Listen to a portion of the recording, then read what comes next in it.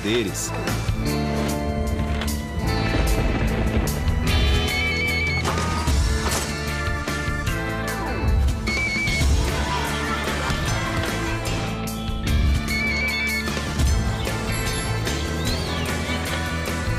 Procure um cartório eleitoral, tire o seu título e faça a diferença.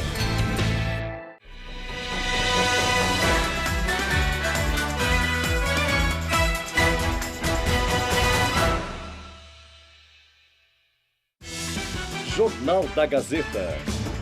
Oferecimento Faculdade Casper Libero.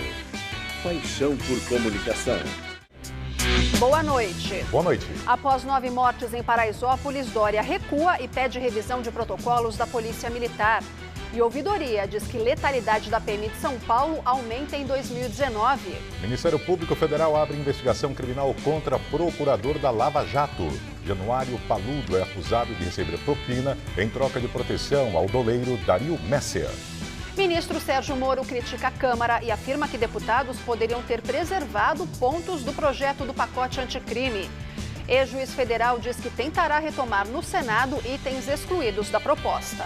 3 meses depois, Marinha diz não ter provas sobre responsável por derramamento de óleo. O comandante de operações navais afirma que, até o momento, a investigação encontrou apenas indícios. Jair Bolsonaro passa a presidência rotativa do Mercosul para o Paraguai. Em discurso, o brasileiro ressaltou ser preciso avançar no aspecto ideológico do bloco. E o lançamento da primeira biografia de um dos maiores jornalistas da história do Brasil. Casper Libero, jornalista que fez escola, está recheado de imagens e histórias raras. E você vai ver essas e outras notícias no Jornal da Gazeta, que começa agora.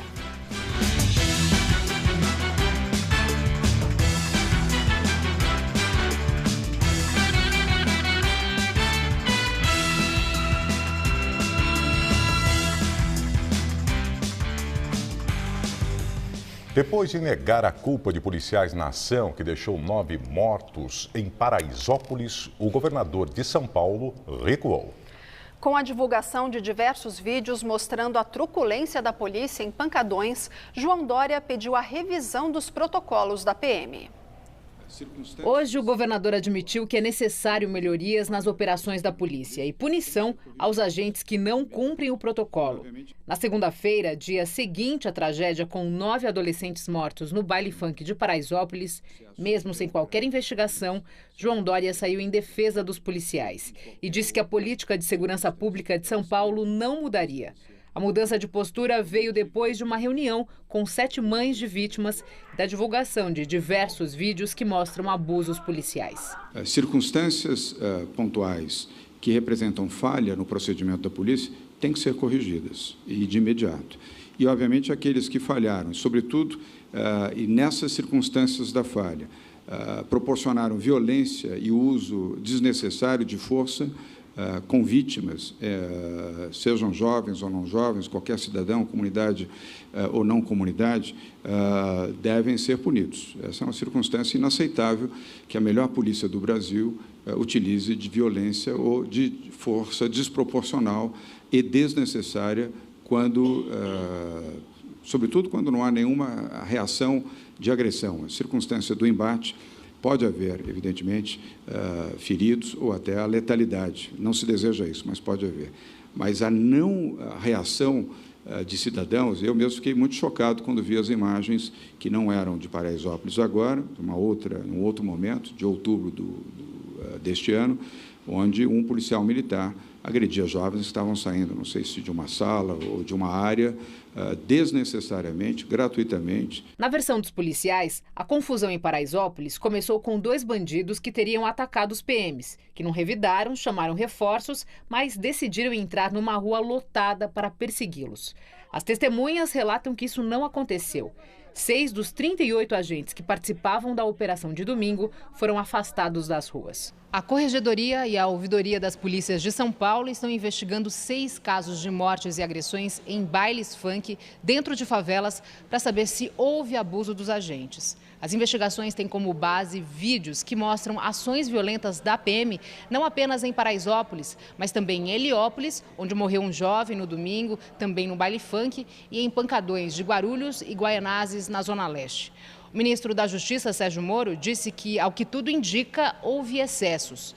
De janeiro a outubro deste ano, os números mostram que a Polícia de São Paulo matou mais gente do que no ano passado. Foram 697 mortes causadas por policiais nos 10 primeiros meses do ano, contra 686 no mesmo período de 2018. Os dados da letalidade da Polícia Militar em São Paulo são da Ouvidoria das Polícias. Durante coletiva de imprensa, o governador João Dória disse que a Polícia Militar recebeu 100 drones para ações preventivas em presídios e também para monitorar grandes eventos como os pancadões. Além de apreensões realizadas, uma operação contra o tráfico de drogas prendeu um empresário de Paulínia, interior de São Paulo. Ele é apontado como o principal agenciador da facção criminosa que traficava para fora do país. O empresário português foi preso em flagrante em Paulínia, segundo o Departamento Estadual de Investigações Criminais. Ele é suspeito de envolvimento com um esquema que transportava drogas, armas e dinheiro para fora do Brasil. Conhecido como Murruga, Mauro Cláudio Loureiro vai responder por associação criminosa ao tráfico e lavagem de dinheiro. 9 aeronaves usadas pela facção criminosa e armas foram apreendidas. Os policiais apreenderam ainda carros de luxo que estavam na casa do empresário.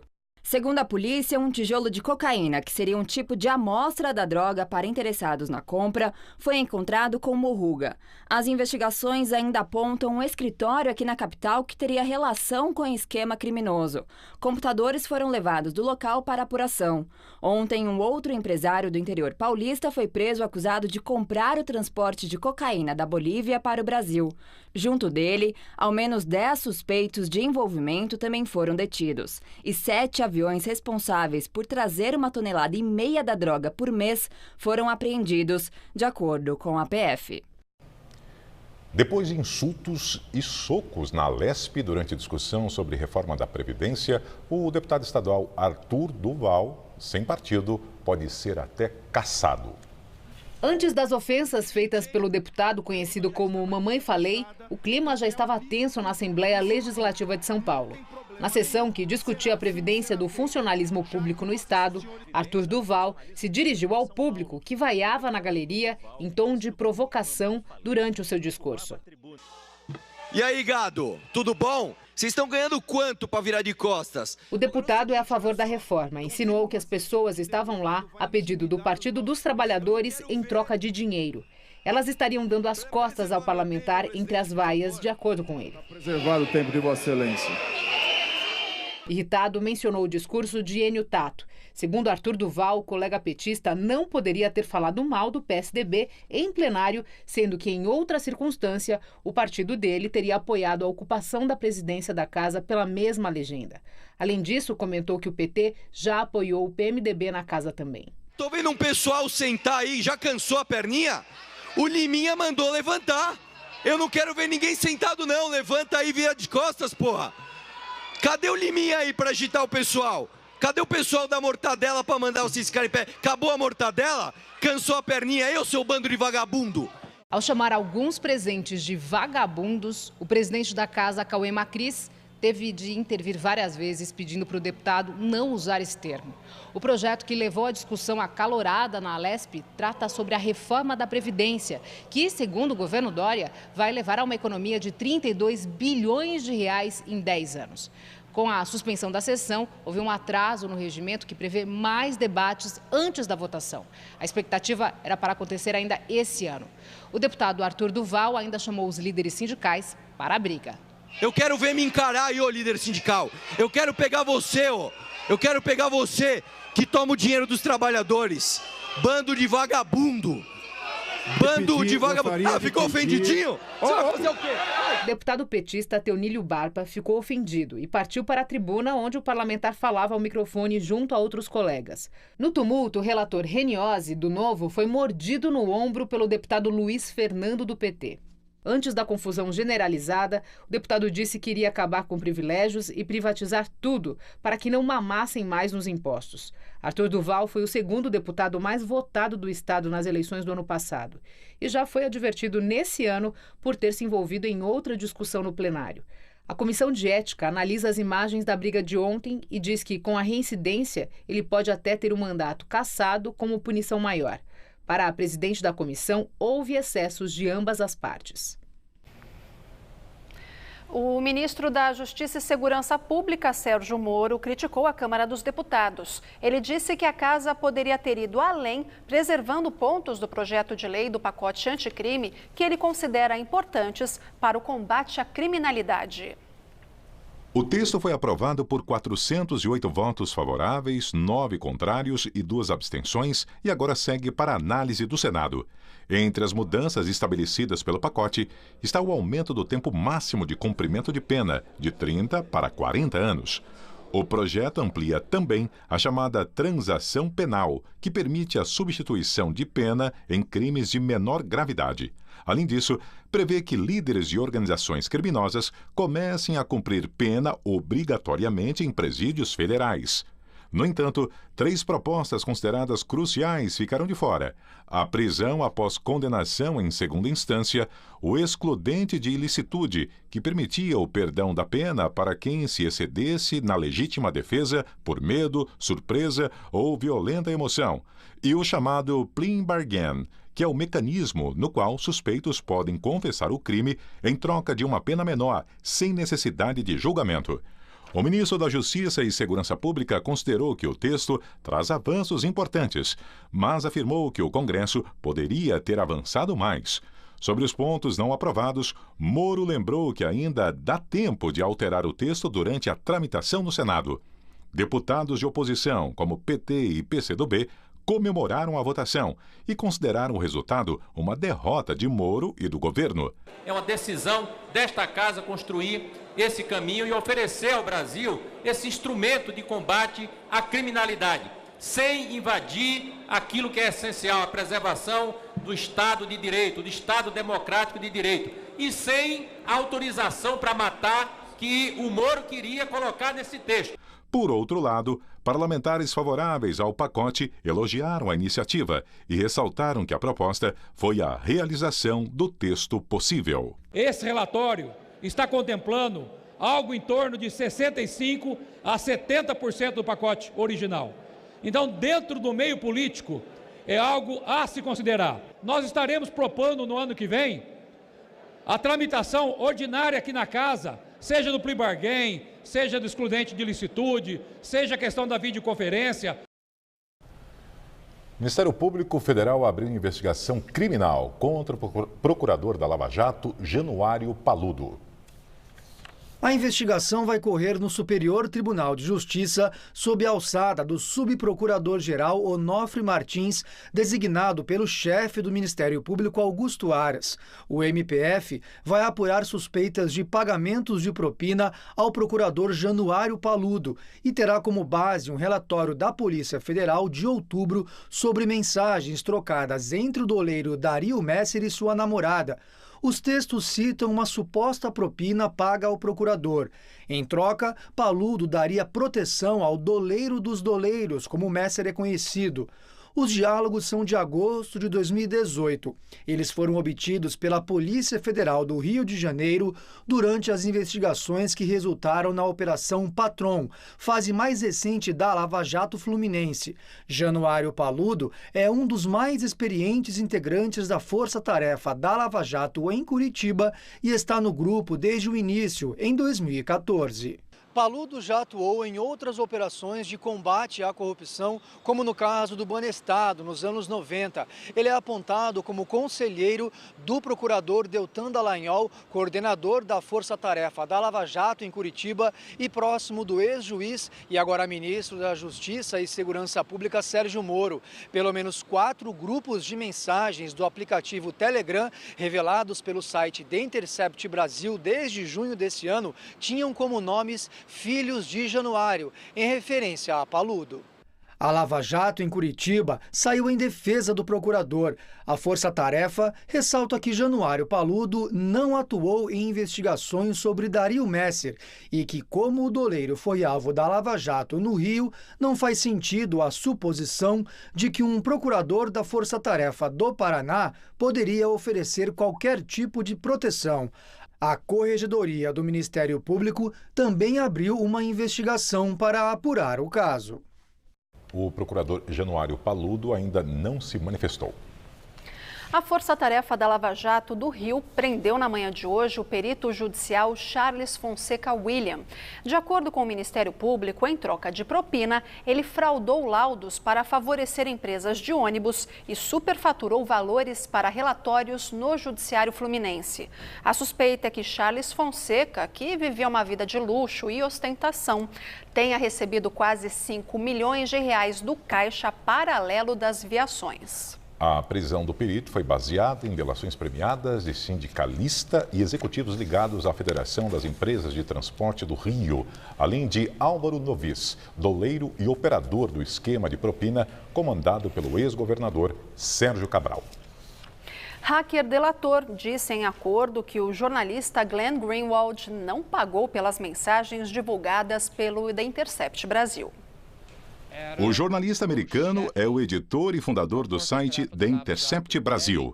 Em delação homologada essa semana, o hacker Luiz Henrique Molição, que integrava o grupo que invadiu os celulares de várias autoridades, entre elas de Sérgio Moro e Deltan Dallagnol, garantiu que Glenn Greenwald não pagou pelo material, assim como também não encomendou. Segundo o delator, o grupo tentou vender o material para Manuela Dávila, do PCdoB. No entanto, a ex-deputada e ex-candidata a vice de Fernando Haddad se recusou a pagar, mas disse que poderia indicar um jornalista que publicaria as trocas de mensagens hackeadas. E assim o grupo chegou a Greenwald. Walter Delgatti, outro hacker ainda preso, já disse aos investigadores que o The Intercept não desembolsou qualquer quantia pelo material. Luiz Henrique Molição, que é estudante de Direito, deixou a prisão ontem, após decisão da Justiça Federal. O delator deverá utilizar tornozeleira eletrônica. Em seus depoimentos, ele explicou o passo a passo da captura ilegal de informações dos telefones atacados. O jornalista Glenn Greenwald enviou ao Supremo Tribunal Federal um pedido para que o presidente Jair Bolsonaro confirme se realmente o chamou de malandro por ter adotado crianças no Brasil. Glenn também quer que Bolsonaro informe a que fato, investigação ou processo estava se referindo quando disse que Glenn talvez pegue uma cana no Brasil. A declaração de Bolsonaro foi feita em entrevista no Rio em julho e fez referência a uma portaria do ministro da Justiça, Sérgio Moro, que estabelece um rito sumário de deportação de estrangeiros considerados perigosos ou que tenham praticado ato contrário à Constituição Federal. E a Justiça de Brasília absolveu os ex-presidentes Lula e Dilma no chamado quadrilhão do PT. A decisão é do juiz Marcos Vinícius Reis Bastos. Também eram réus os ex-ministros Antônio Palocci e Guido Mantega, além do ex-tesoureiro do PT, João Vacari Neto. Todos foram absolvidos. Os petistas respondiam à ação penal pelo crime de organização criminosa por suspeita de terem formado um grupo para desviar dinheiro público da Petrobras e de outras estatais. A denúncia foi apresentada pelo então Procurador-Geral da República, Rodrigo Janot, ao STF. Ele afirmou na época que a cúpula do PT recebeu 1 bilhão e 400 milhões de reais em propina, dinheiro que teria sido desviado dos cofres públicos. Em outubro, o Ministério Público Federal já havia pedido a absolvição sumária de todos por considerar que não havia elementos que configurassem a dita organização criminosa. Ao analisar o caso, o magistrado concordou com o Ministério Público e disse que a denúncia tentou criminalizar a atividade política. Essa ação penal era a única em que a ex-presidente Dilma configurava como ré. Ela sempre negou a acusação. Já o ex-presidente Lula responde ainda outros processos pelo país. Além das 2 condenações na Lava Jato do Paraná, o petista é réu em ações em Brasília, dentro da Operação Zelotes e ainda outra em Curitiba. Palocci fechou delação e cumpre prisão domiciliar. Guido Mantega chegou a ser preso, mas está em liberdade e é alvo de outras ações pelo país. João Vacari deixou a cadeia no mês passado, após decisão do STF que proibiu a prisão em segunda instância. E agora o comentário de Josias de Souza, direto de Brasília. O Congresso fez uma opção preferencial pela autodesmoralização. É como se os parlamentares estivessem empenhados em revogar o direito do brasileiro ao otimismo. Se ninguém fizer nada, e tudo indica que nada será feito, o Legislativo aprovará uma elevação do Fundo de Financiamento para os candidatos a prefeito e a vereador em 2020 de R$ 2 bilhões para R$ 3,8 bilhões. Para chegar a esse valor, os congressistas passaram na lâmina fatias de orçamentos de vários ministérios, coisa de 1,7 bilhão de reais. Uma parte foi retirada da saúde, 500 milhões. Outro naco foi subtraído de projetos de infraestrutura em áreas como habitação popular e saneamento básico, 380 milhões. Suprimiu-se dinheiro até da educação, 280 milhões.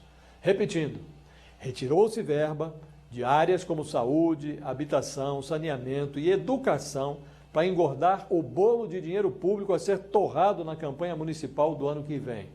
Experimente colocar essa transferência de verba social para a Caixa Eleitoral nas suas circunstâncias. Pense na reunião em que os líderes partidários optaram pelo escárnio. Não ocorreu a ninguém dizer, quem sabe na educação e na saúde a gente não mexe.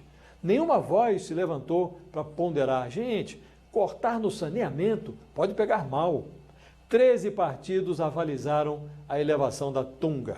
Anote aí, PP, MDB, PTB, PT, PSL, PL, PSD, PSB, Republicanos, PSDB, PDT, DEM e Solidariedade.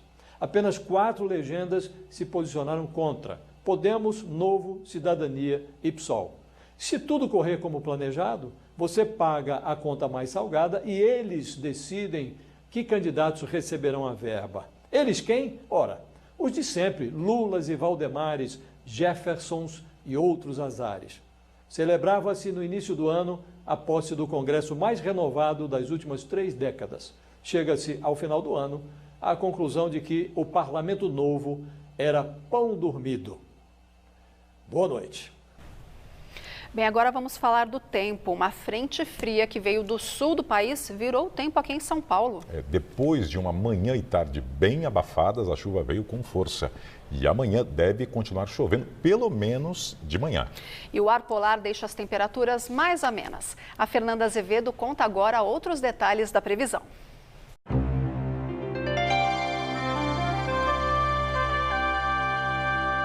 Sexta-feira com risco de temporais no país inteiro. Tem uma área de umidade atuando em todo esse corredor, do sudeste até o extremo norte, mas os alertas de pancadas mais fortes são nessas áreas escuras, entre São Paulo, Rio de Janeiro e sul de Minas Gerais e também aqui entre o norte do Mato Grosso, Amazonas e o Pará. Vamos ver como será o dia amanhã em algumas cidades. Brasília e Goiânia terão tarde com pancadas de chuva, máxima de 29 graus.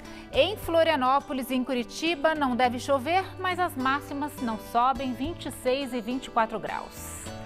A frente fria que passou hoje por São Paulo segue para o Espírito Santo, mas deixa áreas de instabilidade sobre todo o estado. Na faixa leste, a previsão é de mais chuva no período da manhã, depois vai diminuindo.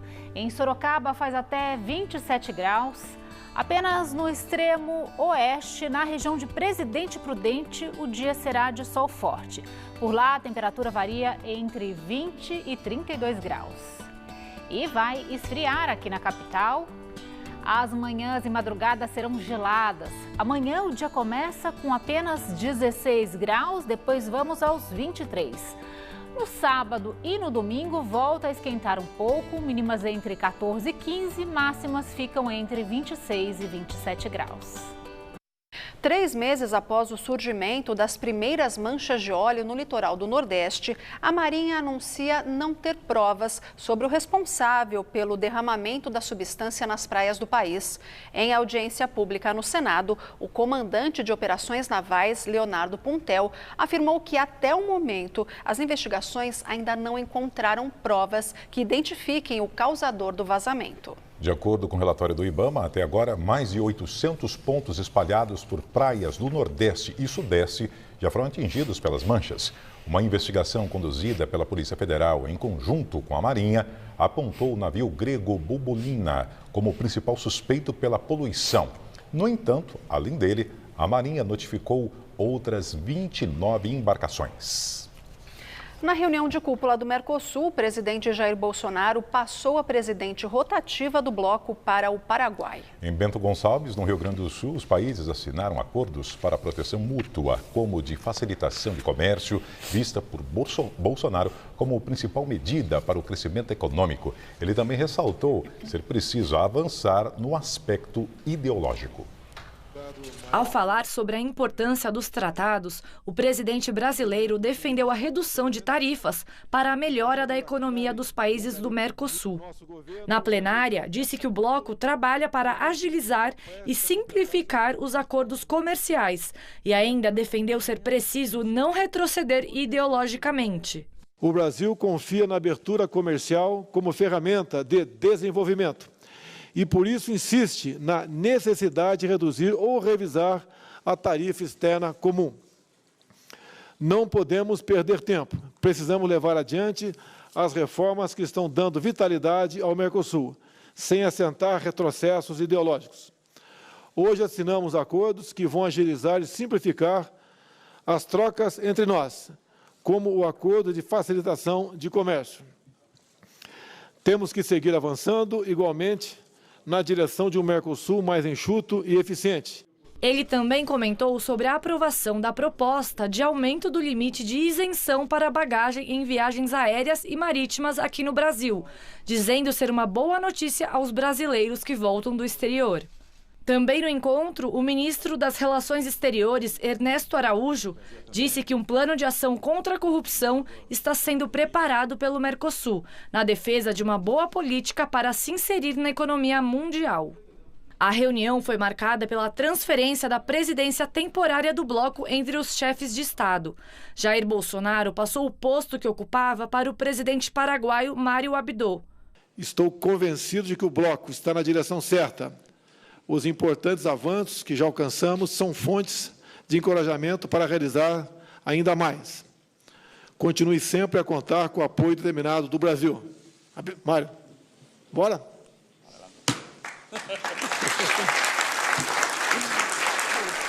Encerrando o discurso de transferência, o presidente brasileiro reforçou que o grupo está em boas mãos. O dirigente paraguaio agradeceu por todo o apoio que já teve, já que o processo de impeachment contra ele foi interrompido após pressão do Brasil. Bolsonaro ainda brincou com o presidente paraguaio. Quer dar um golpe aqui, continuar presidente? Não dá para dar um golpe, não? Tudo quando eles perdem, ele diz que é golpe. O Mercosul é formado pela Argentina, Uruguai, Paraguai e Brasil. A Venezuela está suspensa. A Argentina será o único país do bloco a ser comandado por um líder peronista de centro-esquerda. No mercado financeiro, o dólar comercial fechou o dia cotado a R$ 4,18 na venda, queda de 0,33%. O Ibovespa da Bolsa de Valores B3 fechou o pregão em alta de 0,27% aos 110.601 pontos. E agora vamos ao comentário de economia com Denise Campos de Toledo. A Bolsa tem sido impulsionada principalmente pelo interesse do investidor doméstico, diante da queda dos juros, que reduz a rentabilidade das aplicações de renda fixa. Nesta semana, também há um movimento mais favorável no exterior, pela expectativa de novo de entendimento entre a China e os Estados Unidos, embora não haja nada de mais concreto nesse sentido. Há mais de um ano, o mercado global tem oscilado muito em função da guerra comercial entre as duas principais economias do planeta. Mas apesar dessa incerteza, que tem ajudado a impor maior cautela do investidor estrangeiro, a Bolsa tem tido uma excelente performance. No ano, já subiu mais de 25%, deixando bem atrás as aplicações atreladas aos juros, que estão com um ganho real, dependendo das condições, perto de zero, em termos reais, ou até negativo. Não é por outro motivo que a participação dos fundos de investimento locais nas compras de ações subiu 26,6% de um ano atrás para 43,5% agora. Isso enquanto a participação do investidor estrangeiro caiu de 63,7% para 42%. Os números mais favoráveis da economia brasileira também estão colaborando para esse bom desempenho da Bolsa e o que se espera é que, junto com o avanço da agenda econômica, das reformas, possam garantir maior atração também do capital externo. Claro que dependendo muito do encaminhamento dessa guerra comercial, do cenário internacional como um todo, marcado por várias outras incertezas, como os conflitos na América Latina, que acabam contaminando a avaliação do Brasil. Quem quiser aproveitar o potencial de ganho na Bolsa só não deve esquecer que é uma aplicação de risco que sofre influência de todos esses fatores que eu citei e pode ter momentos de baixa também por um ajuste técnico, se houver percepção que já avançou demais ou até pelas realizações de lucros. Luciana? E lembrando que a Denise volta daqui a pouco na entrevista do dia, que hoje fala sobre a política ambiental do governo federal. O Jornal da Gazeta recebe o ex-presidente do TJ Paulista e secretário de Educação, Renato Nalini. Foi lançada hoje a primeira biografia de um dos maiores jornalistas da história do Brasil, Casper Líbero, jornalista que fez escola. A repórter Sabrina Pires está na Livraria da Vila do Shopping Higienópolis e tem os detalhes. Boa noite, Sabrina. Laerte, boa noite a todos. Olha, o evento aqui já começou, tem fila, o pessoal aqui aguardando para receber uma dedicatória e o jornalista Dácio Nitrini já está aqui assinando os livros das pessoas que vieram participar para esse lançamento, que é um livro, é quase um livro-reportagem e não só uma biografia, porque ele é bem além do que uma biografia. Casper Líbero, jornalista que fez escola, foi um livro que durante 2 anos o jornalista Dácio Nitrini escreveu à base de muita pesquisa. Eu conversei com ele um pouco antes e ele me contou o seguinte, que foi quando ele era o diretor de jornalismo da TV Gazeta, que ele percebeu que as pessoas sabiam o currículo básico do Casper Líbero, mas não sabiam quem era esse homem, não sabiam o que ele tinha feito, a importância dele, como realmente tinha sido. E por isso ele resolveu contar tudo nesse livro de 208 páginas da editora Terceiro Nome e agora sendo lançada essa primeira biografia de Casper Líbero. E o evento aqui vai até às 9h30 da noite na Livraria da Vila, no Shopping Higienópolis. Então a gente continua aqui, mas agora você fica com a reportagem. A gente conta um pouquinho mais dessa conversa e dos bastidores desse livro Casper Líbero, o jornalista que fez história.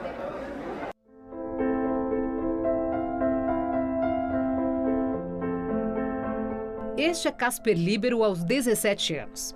Que tal aos 30? São imagens pouco conhecidas, agora reunidas nesta biografia. Quem encontrou tanto material raro foi o jornalista Dácio Nitrini. Um garimpo feito em publicações na Biblioteca Nacional, no Arquivo Público do Estado, em livros de memórias, em sebos, nos arquivos familiares. Em 2 anos de pesquisa, Dácio Nitrini foi atrás das histórias por trás da história. Além da trajetória conhecida do empresário, que começou a carreira profissional como repórter policial e depois morreu num acidente aéreo, o livro traz muito além disso, as polêmicas, os bastidores, a vida pessoal de Casper Líbero, começando pelo nome. Líbero não era o nome da família dele, foi um nome adotado pelos antepassados, provavelmente o bisavô dele, pela pesquisa de época, que era um liberal em plena monarquia. O pai também foi um militante antimonarquista, o pai do Casper. E o avô do Casper, ou bisavô, quando houve o assassinato de um liberal, que é um fato marcante da história brasileira, que foi o italiano e jornalista Líbero Badaró, morto pelos monarquistas, um episódio que acabou com o Dom Pedro abdicando para o filho. ele adota Líbero como uma homenagem. Eles eram Toledo de Araújo, e então o Casper não tem uma ascendência italiana como muita gente imagina. Nas 208 páginas, revelações dos bastidores de quem fazia notícia no início do século passado, das posições políticas controversas à vida pessoal de Casper. A gente tem registro seguro e história segura de uma francesa, Marguerite Augustine Le Boucher, que já tinha sido casada com um personagem muito importante da economia brasileira, o Eugênio Goudin, que foi a companheira dele por 23 anos até a morte dele. Contar a história de Casper Líbero também é retratar uma época. O jornal A Gazeta, criado em 1906, quase faliu quando Casper resolveu comprá-lo. Nele, profissionalizou como se faz notícia. Era um cara inovador. Topou o desafio de fazer a primeira transmissão ao vivo de futebol, ano de 1922, e o campeonato, o Sul-Americano. Cornetas no alto do prédio e o local ficava rodeado por uma multidão. Casper elevou o esporte a outro patamar de importância no noticiário e na prática. Tá aí a São Silvestre para provar isso. A mais tradicional corrida de rua do país teve a primeira edição em 1925, com 62 atletas inscritos. E olha aí o campeão, Alfredo Gomes, o rei do fôlego. Hoje, 35 mil pessoas participam da prova. Invenções de um jornalista que fez escola, em muitos sentidos. Até depois de morrer, garantiu que a fortuna dele criaria a primeira faculdade de jornalismo brasileira. E assim, continua a fazer escola, a fazer história. É um cara que, digamos, não é à toa que tem na Avenida Paulista 900 um prédio marcante, com uma história marcante. Agora precisa resgatar por que existe isso. E agora nosso giro de notícias pelo mundo. A quinta-feira foi de greve geral na França contra o projeto de reforma da Previdência do presidente Emmanuel Macron. A paralisação teve grande adesão. Na capital Paris, o transporte público parou, escolas ficaram fechadas e até hospitais não atenderam hoje. Taxistas também cruzaram os braços. Centenas de voos foram cancelados e 90% das viagens de trem também. O Sindicato dos Profissionais de Ensino estima que 70% dos professores não trabalharam, um número nunca visto antes. Ruas de várias cidades francesas ficaram vazias. Cerca de 450 mil manifestantes foram às ruas para protestar contra o projeto de reforma da Previdência do presidente Emmanuel Macron. 6 mil policiais foram destacados para fazer a segurança durante o protesto. Alguns incidentes foram registrados, mas não houve feridos. O projeto da nova Previdência francesa prevê a eliminação de 42 regimes especiais atualmente existentes que concedem privilégios a certas categorias. A intenção é estabelecer um sistema único, tanto no setor privado quanto no público, em que todos os trabalhadores terão os mesmos direitos ao receberem a aposentadoria. Na Polônia, uma explosão de gás em um resort de esqui matou 8 pessoas. As 8 vítimas eram 4 crianças e 4 adultos. Segundo a imprensa local, eram 2 famílias que passavam férias. A explosão destruiu a casa de 3 andares, localizada dentro de um resort de esqui em uma montanha ao sul da Polônia. Cerca de 200 agentes, entre bombeiros e policiais, ajudaram no resgate e vasculharam os destroços para encontrar mais corpos, mas ninguém foi encontrado. Uma empresa local informou que a explosão teria sido causada por um buraco no encanamento de gás. Um naufrágio deixou 62 pessoas mortas próximo à costa da Mauritânia, na África. A embarcação que levava 150 imigrantes em direção à Espanha bateu em uma rocha e parou de funcionar. Este foi o pior acidente do tipo este ano na rota de migração em direção à Europa. O barco saiu de Gâmbia no dia 27 de janeiro, com pelo menos 150 pessoas, incluindo mulheres e crianças. 83 sobreviventes conseguiram nadar até a costa, a maioria jovens entre 20 e 30 anos. 10 deles precisaram de cuidados emergenciais. Eles foram acolhidos pelo governo da Mauritânia. Segundo a Organização Internacional de Migração da ONU, aumentou expressivamente o número de migrantes que deixam a África com destino à Europa. Só este ano, 158 pessoas morreram na rota marítima, contra 43 no ano passado. A Organização dos Estados Americanos divulgou o relatório final sobre a auditoria feita nas eleições bolivianas. Segundo o documento, houve ações deliberadas para afetar o curso do processo eleitoral. Entre elas, adulteração de atas de votação, paralisação do sistema que transmitia o resultado apurado nas urnas, presença de servidores não convocados durante a contagem de votos e até a queima de atas.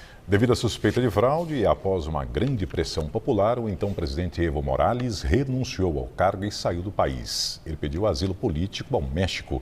Com o governo interino, a Bolívia agora aguarda novas eleições. Nos Estados Unidos, a presidente da Câmara dos Deputados, Nancy Pelosi, anunciou hoje que vai começar a redigir o texto que servirá de base para o pedido de impeachment do presidente Donald Trump. Se o texto for aprovado antes do Natal, o presidente poderá ser acusado por crimes graves como traição, suborno ou corrupção. De acordo com Pelosi, Donald Trump abusou do poder em benefício político próprio, minou a segurança nacional do país e prejudicou a integridade das eleições americanas. Ainda segundo ela, Trump não deixa outra escolha a não ser agir. Pelo Twitter, Donald Trump respondeu dizendo, abre aspas, os democratas radicais de esquerda que não fazem nada anunciaram o impeachment por nada, fecha aspas. Ele também comentou que o importante e raro ato de impeachment poderá ser usado rotineiramente para atacar outros presidentes e que os republicanos nunca tiveram tão unidos.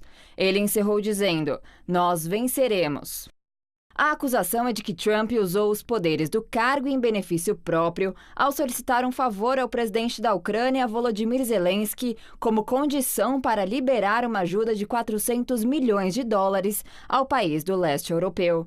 Para isso, o governo ucraniano precisaria investigar o filho de seu rival político, Joe Biden, que ocupou uma cadeira no conselho de grande empresa ucraniana acusada de corrupção na mesma época em que Biden era vice-presidente do antecessor Barack Obama. E a seguir, na entrevista do dia, a política ambiental do governo Bolsonaro. A gente volta daqui a pouquinho.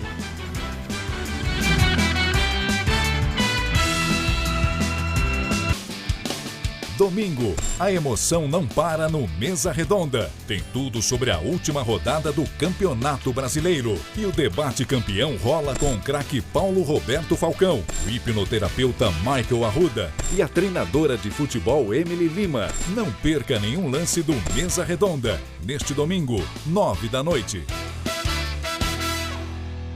Amor, será que a gente já consegue reformar o AP?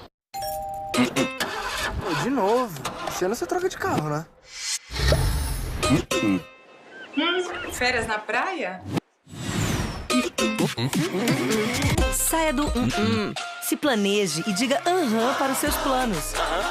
No Banco do Brasil, você tem empréstimo direto no app, com até 180 dias para começar a pagar. Empréstimo Banco do Brasil? Banco do Brasil. Mais que digital. Deodoro, Floriano, Prudente, Primeira República, Getúlio, JK, Brasília, Bossa Nova, Jânio, Jango, Anos de Chumbo, Milagre Econômico, José, Fernando, Impeachment, Itamar, Outro Fernando e o Real, Luiz, Dilma, Impeachment de novo, Michel e Jair. Coleção Folha, 130 anos da República Brasileira. A história do país pela trajetória de seus presidentes em 28 livros. Apenas R$ 21,90. Na compra do primeiro, grátis o segundo. Todo domingo nas bancas. Colecione.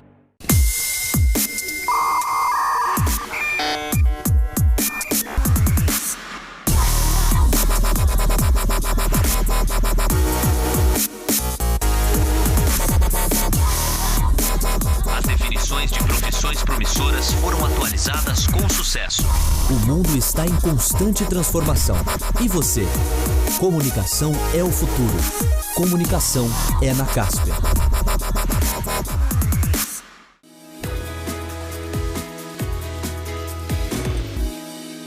Não sabe mais o que fazer com as dívidas da sua empresa?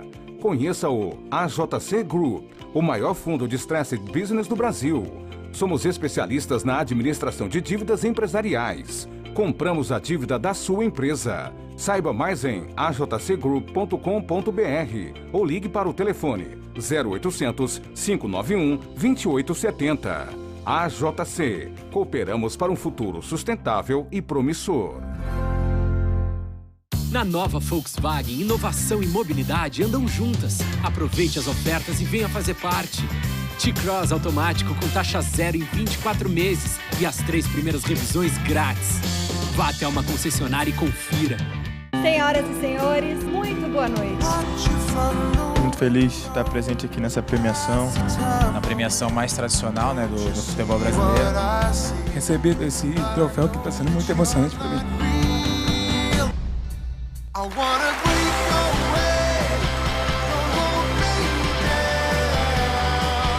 Vem aí. É o sonho de todos os jogadores, né? 16º Troféu Mesa Redonda. Troféu Mesa Redonda. Oferecimento LuxColor. Tudo que é muito bom é tão bom quanto pintar com LuxColor.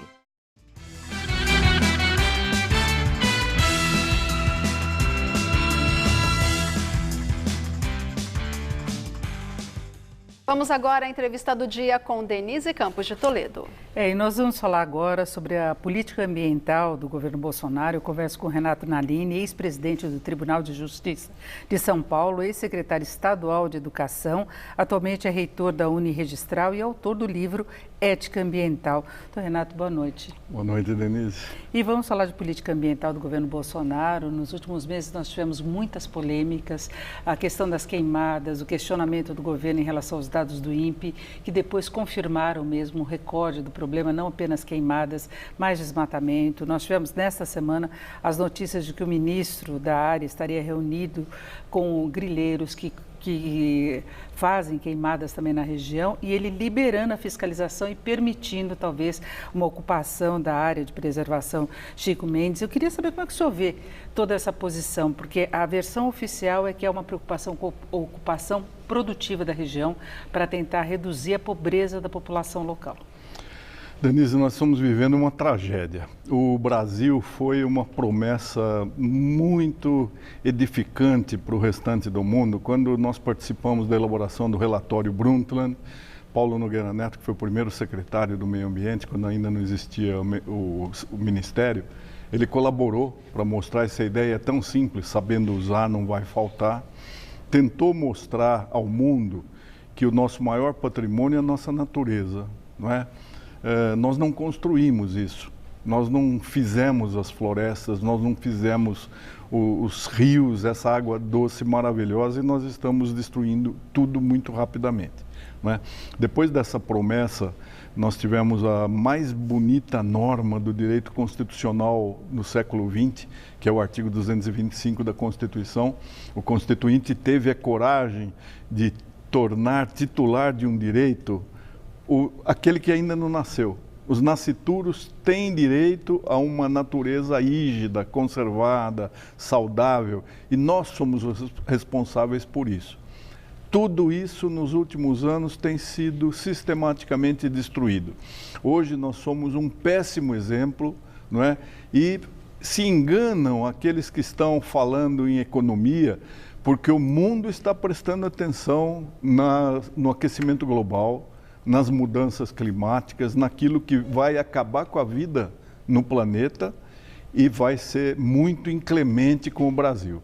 Então nós vamos ter consequências na falta de investimento, na recusa a adquirir produtos que foram fruto de áreas devastadas. Então estão equivocados aqueles dendroclastas que estão derrubando tudo, queimando tudo, acreditando que isso seja favorável à economia. Inclusive o Brasil está reivindicando agora a colaboração financeira, depois de ter desprezado o dinheiro que já era aplicado, inclusive por ONGs que cuidavam dessa questão de preservação do meio ambiente, fiscalizavam as queimadas, por exemplo, que foram um problema muito sério neste ano. E na COP25, rede de ONGs até ofereceu o prêmio irônico fóssil do dia. O Brasil já tinha recebido uma outra vez, mas por uma questão muito específica, e agora seria por essa política global e até uma situação de confronto com as ONGs mesmo, né? É inacreditável que as maiores autoridades da República ironizem, folclorizem, façam alusões de péssimo gosto em relação a autoridades internacionais, a países tradicionais que sempre foram nossos parceiros, né? Nós estamos diante de um dilema, Denise. Ou é uma ignorância, né, que é o despreparo para estar nessas posições, ou, o que é pior, é uma má fé, é dolo, é a vontade deliberada de acabar com a única coisa que pode nos salvar.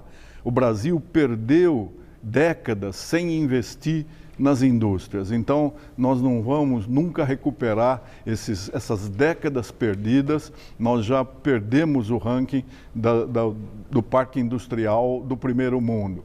O que poderia nos salvar seria o turismo bem explorado, profissionalizado, mostrando as praias, as florestas, mostrando todas as belezas que nós estamos destruindo. Então, nós estamos praticando um suicídio.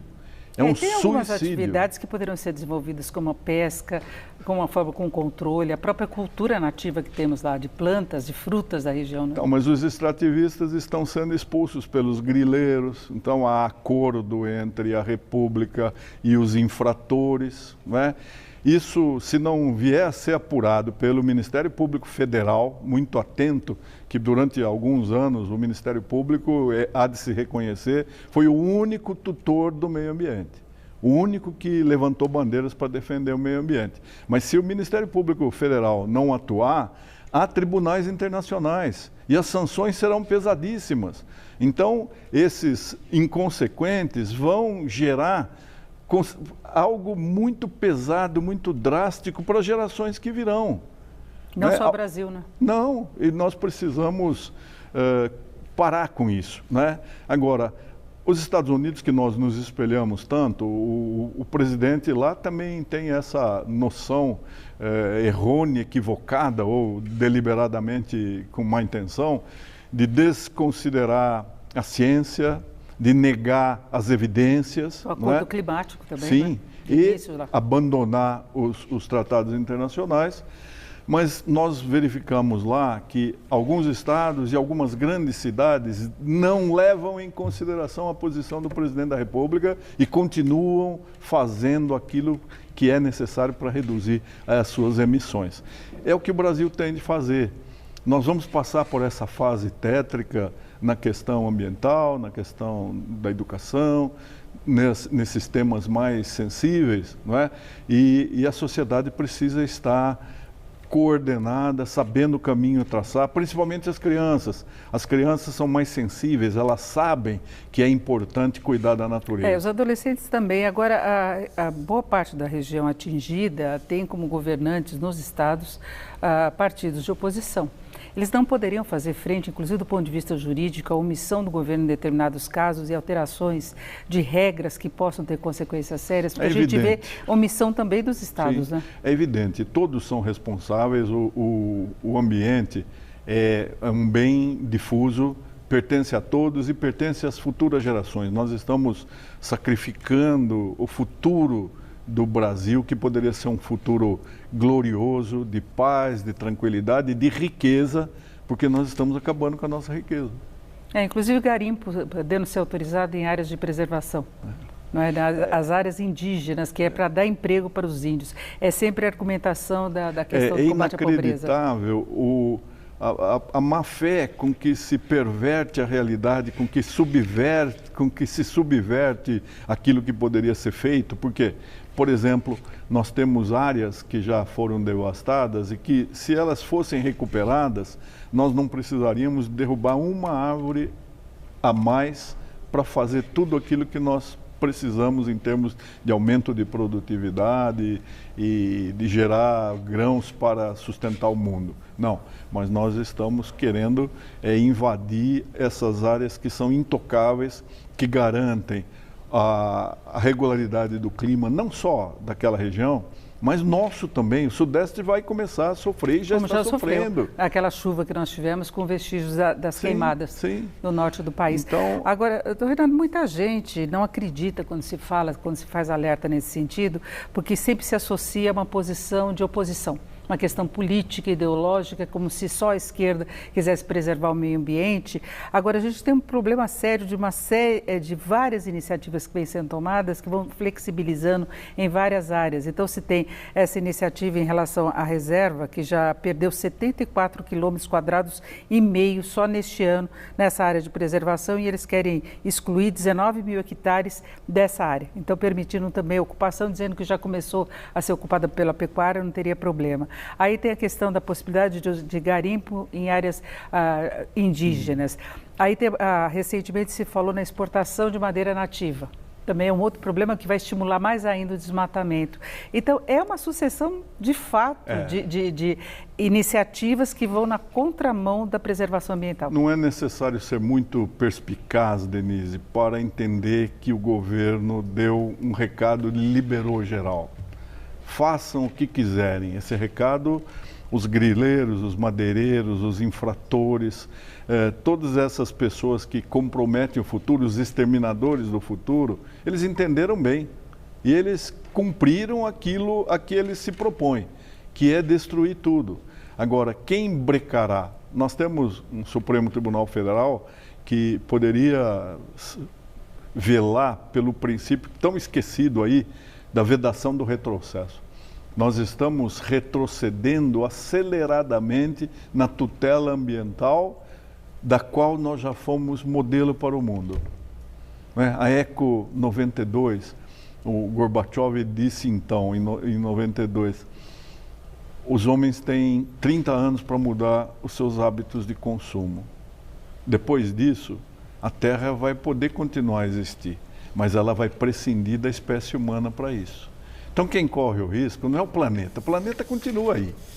Somos nós, Denise. Então, aqueles que têm ainda lucidez, que têm descortino, que têm juízo, que têm sensibilidade, precisam colocar um breque, não é? As autoridades, elas são mandatárias, elas estão a serviço da população. No caso do meio ambiente, elas estão a serviço de uma geração que ainda não nasceu.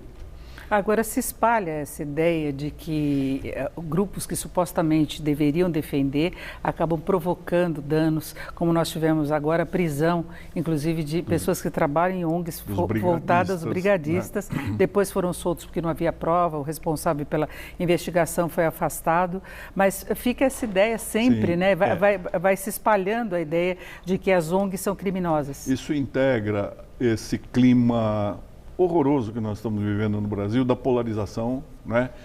Dois extremos que defendem seus pontos de vista de uma maneira apaixonada e a verdade pode não estar exatamente nas pontas, né? Nós precisaríamos chegar a uma posição de equilíbrio, né? Mas o meio ambiente está levando uma derrota atrás de derrota, e não é recente, Denise, eles só aprofundaram, intensificaram aquilo que começou com a revogação do Código Florestal, né? Evidentemente, todos querem um agronegócio sustentável, a agricultura, o agronegócio está sendo a salvação da lavoura, mas os bons agricultores sabem que eles não podem sobreviver sem a tutela do meio ambiente. E hoje são responsáveis, é exatamente isso. Agora, rapidamente, eu queria falar que nesse momento aí bastante complicado, nós ainda temos algumas coincidências perversas, como esse vazamento de óleo misterioso que não se chega à origem, né? Parece castigo para a nossa insensibilidade em relação à mata. Vocês queimam a mata, então nós vamos jogar piche, óleo na sua praia, porque vocês vão ficar sem mata e sem mar, né? É alguma coisa surreal. Os ambientalistas, e são ambientalistas as pessoas sensíveis, as pessoas que não pensam só em si, mas que pensam na beleza disso que é gratuito, né? Nós vivemos quanto, Denise? Algumas décadas só, e essa natureza foi construída durante milhões de anos. Agora, nós não sabemos fazer uma árvore, mas nós sabemos usar motosserra ou aquelas correntes com tratores e derrubar uma grande quantidade delas. E a gente vê que tem que preservar tudo, tem que preservar os rios, nós tivemos a tragédia de Brumadinho também, é toda uma legislação e uma fiscalização. O lixo, nós somos o maior produtor de lixo do planeta, é uma questão de educação, Denise. Nós precisamos ter uma educação ambiental, uma educação de carinho, não só com as pessoas, mas também com a natureza. Nós conversamos aqui com Renato Narini, que é ex-presidente do Tribunal de Justiça de São Paulo, ex-secretário estadual de Educação, atualmente reitor da Uniregistral e autor do livro Ética Ambiental. Então, Renato, muito obrigada, uma boa noite. Eu que agradeço. Com vocês. E o Jornal da Gazeta termina aqui. Mas se inscreva em nosso canal no YouTube, além de rever nosso conteúdo, você também recebe um alerta momentos antes do jornal começar. É só acessar youtube.com/Jornal da Gazeta. Não esqueça de tocar o sininho, viu? Porque assim você recebe o alerta, não é verdade? Fica lá com a sua inscrição e recebendo todo o nosso material. A gente volta amanhã, às 7 da noite. Ótima noite para você e até lá. Boa noite, até amanhã.